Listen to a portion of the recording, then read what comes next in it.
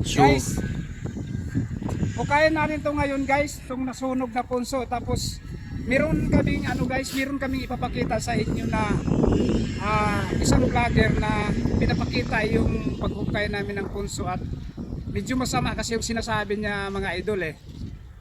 Basta hindi na lang namin ulitin yung sinasabi niya. Basta panoorin nyo mga idol, ipapakita namin yung video namin na ginagamit niya mga idol. Dinikit niya sa punso na pinagpaniwalaan niya. May kaibigan daw siyang John at Marie at Jennifer. Ayan, Jennifer. So ayun guys, tinatanong niya yung si paring John niya ay kaibigang John at Marie at Jennifer kung ang paghukay daw namin ng punso kung masama ba daw. Sumagot naman daw yung Dewinde na base sa base sa explanation niya, kasi yung salita na maririnig mo sa kunyari Dewinde hindi naman malinaw mga idol. Pero siya nag-explain bawal daw at may mangyari daw sa amin hindi masama. So ito na ngayon mga idol, i-try kaya natin. Kasi punso din naman to sa paniniwala. Ayun mga idol, ipapanood namin yung video na ginagamit niya. So din na lang namin ipapakita yung pangalan niya mga idol. Manood lang kayo guys. Sana wag na kayo magalit sa akin kasi ito hanap buhay talaga namin to. Babayaran kami nito guys.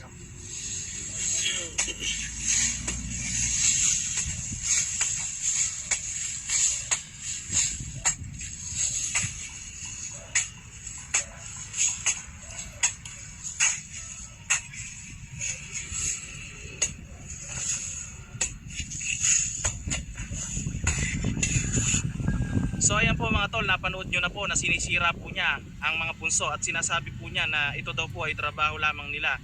At ang paniniwala po kasi niya ay bahay lamang po ng anay ang mga punso, at dahil po dito ay may kanya-kanya po tayong paniwala, pero hindi po natin siya masisisi kung bakit po ganun ang paniniwala niya. Pero tatanungin pa rin po natin ang opinion po ng ating pong kaibigan ng mga duwende kung ano po ba ang kapalit po na parusa kung sakaling meron po siyang punso na masira na punso po ng mga duwende. Dahil alam naman po natin sa mga naniniwala lang po sa mga duwende, alam naman po natin na ang punso po ng duwende ay pag nasira ay sigurado pong magagalit po sila, o depende po sa ugali ng mga duwende. Pero sa ganitong kaso po hindi pa po niya siguro natatapatan yung meron pong nakatirang duwende. At sa mga hindi naman po naniniwala sa mga ganitong content ay pre to skip po kayo dito po sa ating video, dahil hindi naman po namin kayo pinipilit na paniwalaan ito sa mga hindi po naniniwala, at may pagrespeto po tayo sa kanya-kanyang opinion nyo. So ayan mga tol, hindi na po natin patatagalin ang video ito. Pupuntahan na po natin sila kaibigan dyan. Let's go. So ayan mga tol, hindi ko na po kayo pinagtagal ng gusto dahil malapit na po tayo. Sa mga bago pa lamang po sa ating YouTube channel, ang sinasabi ko po na si kaibigan dyan, yun po yung kaibigan po natin na duwende na nakatira sa punsong pupuntahan natin, at tatlo po sila. Ang kanya pong anak na si kaibigan Jennifer at si kaibigan Marie. Nakilala ko po sila nung meron po ditong malapit na i-explore ko po sana na pinugaran po ng aswang, pero nadaan po ako sa kanilang punso at doon po ay nagkausap po kami. At ito na po yung punso mga tol, no? So mga tol, dating gawi po, hindi ko na po talaga kayo pinatagal dahil ito na po yung punso po ng ating pong mga kaibigan ng mga duwende, at umaasa po ako mga tol na andito po sila. At syempre mga tol, meron po tayong dalang pasalubong para po sa kanila.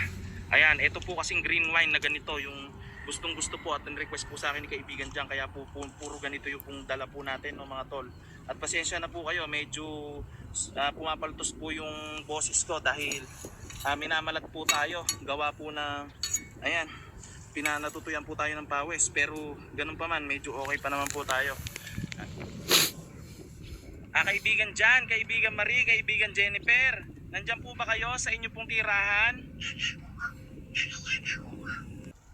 So yun mga idol, narinig nyo na yung video na gumamit sa video namin na ayun nga, masama daw yung paghukay namin sa mga punso kasi si kaibigang Jan o kaibigan Marie at Jennifer, napanood yung mga idol.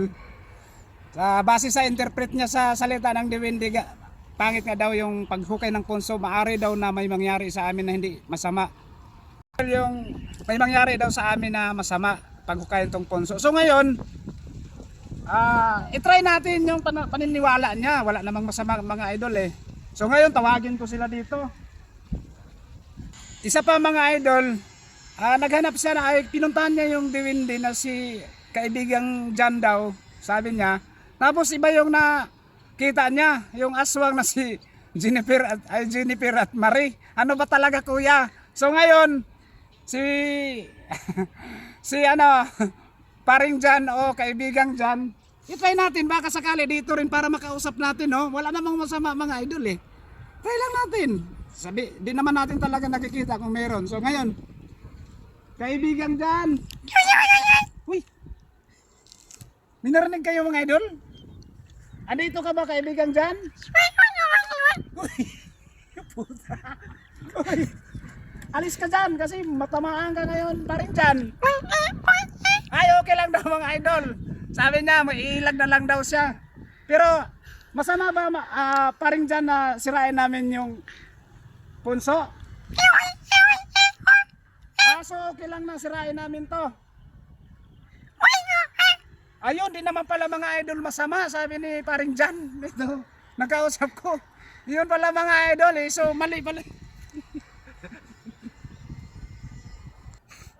So, idol ay kaibigang Jan.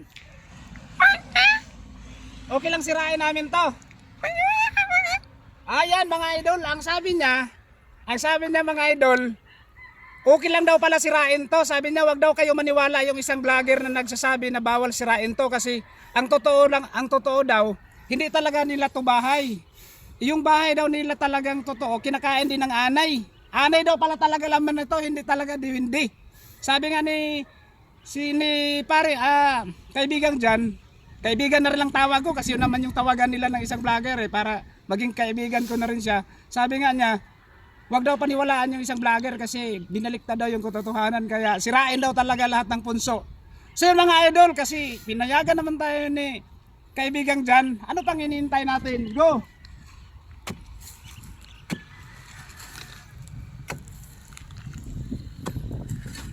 Nasa malapit ka ba kaibigang Jan? Dito baka matamaan ka sa punso? Ay, malayo daw siya. So sige, salamat kaibigang Jan.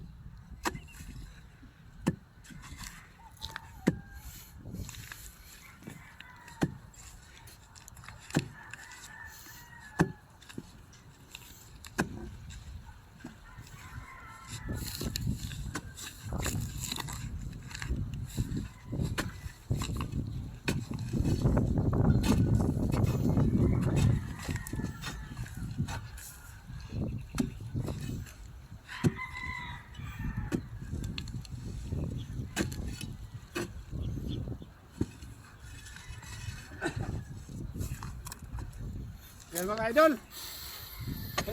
So ayan guys, hinukay na natin yung tinatawag niyang bahay ni kaibigang Jan. So awa ng si kaibigang Jan, umalis na rin naman. Andun daw siya sa SM ngayon. Huwag daw paniwalaan yung sasabi na hindi sirain mga idol.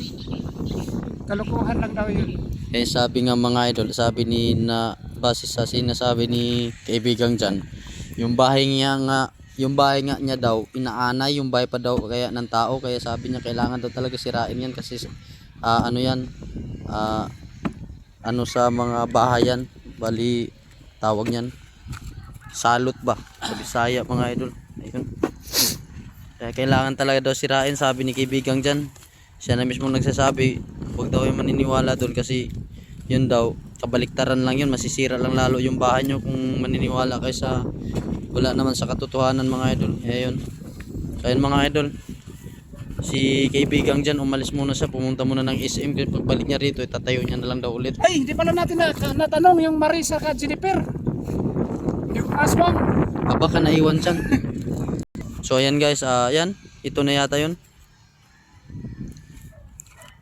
Ito na yung kinakainisan din ni ayun, yung queen mga idol. Ayun. Ayun mga idol. Ito si Jennifer. Oo, si Jennifer. Oh, babae. Oo. Ito mga idol si Jennifer.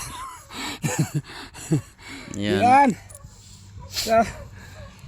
So, yun mga idol. So, hindi na kasi siyempre Gusto niyo naman din paring dyan kasi na ano talaga tanggalin kasi yung bahay niya nga daw yan. Bakit daw Oh. tinitira ng anay? Ito mga idol, ang sinasabi niyang isang vlogger na ano, hindi ang alang laman. Ito, ayan oh. Ayan. Hindi ko alam kung sino yan, si Mariba o si Jennifer. Paring Jan! Sino ba to paring Jan? Si Jennifer o si Mare? Oh, wala daw Mare. Wala daw Mare sabi niya. Yung sinasabi ng isang vlogger. Hindi sabi ni paring Jan, di daw niya kilala ng Mare saka Jennifer. Baka daw ano yun.